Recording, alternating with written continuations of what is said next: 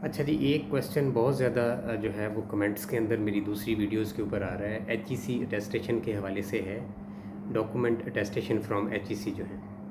तो ये क्वेश्चन है कि जब आप अपने डॉक्यूमेंट्स जो हैं वो एचईसी से अटेस्ट करवाते हैं तो उनको क्या पहले अपनी यूनिवर्सिटी से वेरीफाई या टेस्ट करवाना है या नहीं करवाना। तो ये बहुत इंपॉर्टेंट चीज़ है। इसमें देखें आपका 10-15 हज़ार रुपये बच जाएगी अगर आपको ये इन्फॉर्मेशन जो है वो पता होती है। तो इसमें देखें एचईसी जो है वो तो जो आप कहेंगे वो उनको टेस्ट कर देंगे, ठीक है। पहले तो आप ये देखें कि एचईसी से आपने क्या टेस्ट करवाना है, ठीक है। आपने डिग्रीज टेस्ट करवानी है या आपने साथ ट्रांसक्रिप्ट भी टेस्ट करवाने हैं। आप जिस यूनिवर्सिटी में पढ़ने के लिए जा रहे हैं बाहर या जॉब के लिए जा रहे हैं, उनकी रिक्वायरमेंट्स देखें कि वो क्या कह रहे हैं, ठीक है। तो पहली चीज़ ये है कि आप एचईसी से देखें आपने क्या टेस्ट करवाना है, ताकि आपको ये पता चले कि फिर यूनिवर्सिटी में आपने जाना या नहीं जाना, ठीक है। अगर तो अकेली डिग्रीज़ आपने एचईसी से टेस्ट करवानी है, ठीक है। नंबर 1 ये है कि आपने अकेली डिग्रीज़ एचईसी से टेस्ट करवानी है। तो उसके लिए सिर्फ जो डॉक्टर्स हैं जिन्होंने एमसीपीएस और एफसीपीएस किया हुआ है उनके लिए इनकी वेबसाइट पे लिखा हुआ है, रिक्वायरमेंट है कि सीपीएसपी के दफ्तर से, चीफ़ कंट्रोलर ऑफ एग्ज़ामिनेशन से, डॉक्टर्स ने पहले जाके अपने सीपीएसपी के दफ्तर से एफसीपीएस और एमसीपीएस का जो सर्टिफिकेट्स हैं उनकी वेरिफिकेशन करवानी है।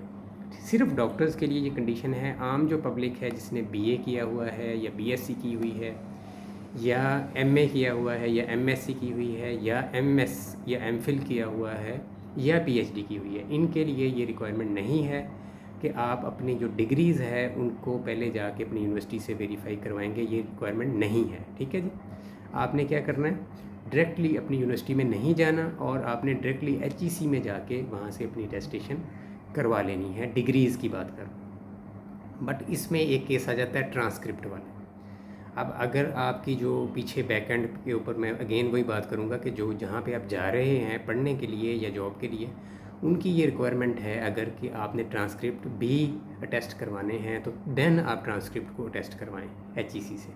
लेकिन उसमें फिर एक इशू ये आता है कि ट्रांसक्रिप्ट के 2-3 सिनेरियोज़ हैं जिसमें पर्टिकुलरली आपको ट्रांसक्रिप्ट जो है अपनी यूनिवर्सिटी से पहले जाके वेरीफाई करवाना पड़ता है। तो वो मैं आपसे डिस्कस कर लेता हूँ। ट्रांसक्रिप्ट होता है जी, डीएमसी इसको बोलते हैं या रिज़ल्ट कार्ड भी कुछ लोग बोलते हैं, ठीक है। ट्रांसक्रिप्ट से मुराद रिज़ल्ट कार्ड या डीएमसी है, ठीक है जी।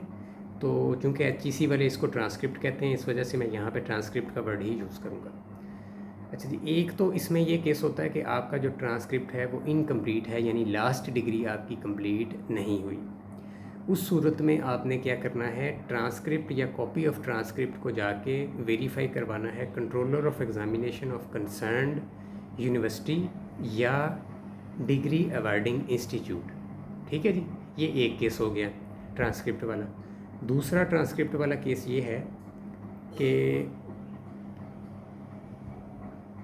आपका जो ट्रांसक्रिप्ट है वो इशू नहीं किया जो एग्ज़ामिनेशन या कंट्रोलर ऑफिस ऑफ यूनिवर्सिटी है उसने, ठीक है। ये क्या चीज़ होती है, ये होती है कि आपका जो ट्रांसक्रिप्ट है वो किसी प्राइवेट कॉलेज ने इशू किया हुआ है।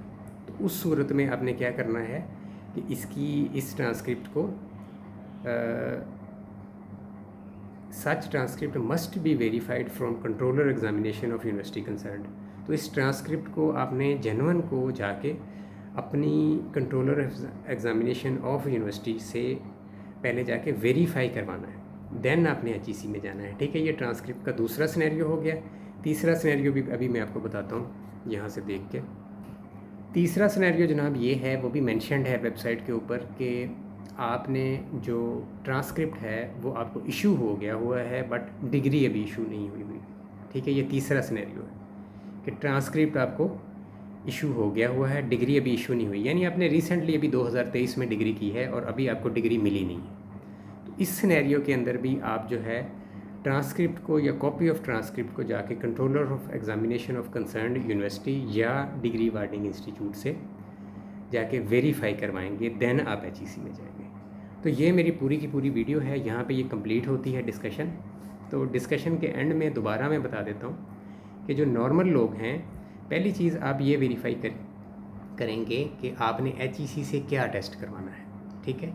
क्या आपने ट्रांसक्रिप्ट और डिग्रीज़ दोनों करवानी है, ये आप अपने जिधर आप जा रहे हैं ना, जहाँ जिसकी रिक्वायरमेंट पे आप एचईसी से टेस्ट करवा रहे हैं, बाहर के मुल्क में जा रहे हैं या लोकल कहीं पे पाकिस्तान में कहीं पे आपको रिक्वायरमेंट है, तो जो आपका एम्प्लॉयर है या जो यूनिवर्सिटी है जिसमें जा रहे हैं वहाँ से कंफर्म करें कि ये जो है इसके लिए कि कौन सी क्या उनकी रिक्वायरमेंट्स हैं। तो ये चीज़ आप कंफर्म करें कि क्या आपने टेस्ट करवाना है। अच्छा जी, अब अगर मिसाल के तौर पे आप किसी फ़ॉरेन यूनिवर्सिटी में पढ़ने के लिए जा रहे हैं और वो ये कहते हैं कि आप सिर्फ डिग्रीज़ टेस्ट करवा के ले आए एचईसी से, तो फिर आप सिर्फ डिग्रीज़ टेस्ट करवाएं। और डिग्रीज़ टेस्ट करवाने के लिए आप डायरेक्टली एचईसी में ही जाएं। अगर आप डॉक्टर नहीं हैं, अगर डॉक्टर हैं, स्पेशलिस्ट हैं, तो फिर तो आप उसको अपने सीपीएसपी से करवाएं। अगर आप डॉक्टर नहीं हैं देन आपने कहीं और नहीं जाना, डायरेक्टली अपनी डिग्रीज़ को एचईसी को सेंड करना है। लेकिन एक बात याद रखें, एचईसी में जब आपने अपनी डिग्रीज सेंड करनी है तो ट्रांसक्रिप्ट लाजमी साथ सेंड करने हैं। ओरिजिनल डिग्रीज सेंड करनी है, ओरिजिनल ट्रांसक्रिप्ट सेंड करने हैं। ये जो बेसिकली ये भी मेंशन्ड है एचईसी की वेबसाइट के ऊपर कि जब आपने ओरिजिनल सिर्फ आपने डिग्रीज टेस्ट करवानी है ना, लेकिन साथ ट्रांसक्रिप्ट भी भेजेंगे आप, ठीक है। फ़ीस आप सिर्फ डिग्री की टेस्टेशन की देंगे, लेकिन वो ट्रांसक्रिप्ट को देखते हैं, वेरीफाई करते हैं, ठीक है जी। वो ख़ुद से अपने रिकॉर्ड में उसको चेक करते हैं। इस वजह से ट्रांसक्रिप्ट लाजमी साथ जाना है, चाहे आप डिग्री की टेस्टेशन करवा रहे हैं या दोनों की टेस्टेशन करवा रहे हैं, ट्रांसक्रिप्ट प्लस डिग्री की, ठीक है जी। तो यहाँ पे ये वीडियो होती है कंप्लीट। और कोई क्वेश्चन है ज़रूर करें मेरे से कमेंट के अंदर, तो उसके ऊपर फिर मैं आपको वीडियो बना दूँगा, क्योंकि आपसे जो मेरी कम्युनिकेशन होती है कमेंट्स के ज़रिए, मुख्तलिफ़ जो वीडियोज़ मेरी होती हैं उसमें जो कमेंट्स के ज़रिए कम्युनिकेशन होती है, उससे मेरे नॉलेज में भी इजाफ़ा होता है और लोगों की भी रहनुमाई जो है वो दुरुस्त हो सकती है।